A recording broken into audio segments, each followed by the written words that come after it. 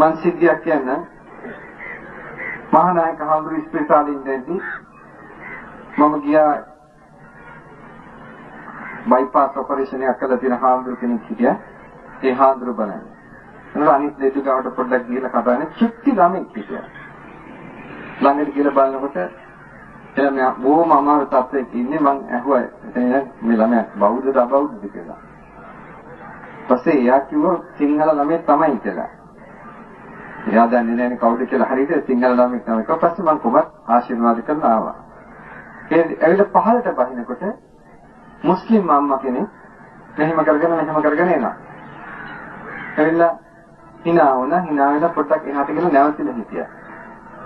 පස්සේ මං ඇහුවා මොකද කියලා. කවුද ඉන්නේ කියලා. පුතා ඉන්නවා කියලා. කොහෙද කියලා. උඩටත් කියලා. පස්සේ මං ඇහුවා අර අහවල් ළමයාද කියලා. ඔව් කිව්වා.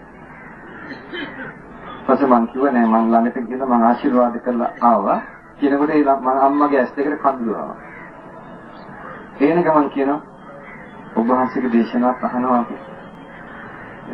ඒක තමයි හිනාවිගෙන නැගී උඩට.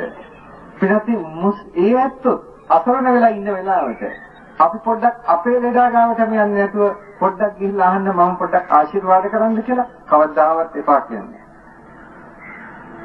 නිකන් අහන්න අපි නිකන් අපේ ගාවටම ගිහිල්ලා නැතුව. ඒකෙන් යම් විදිහකින් සනීප වුණොත් එහෙම අර මිනිස්සු මුස්ලිම් ආගමේ ඉඳීවි. හැබැයි කෘතවේදීත්ව වෙනව නැති වෙන්නේ නෑ මේක.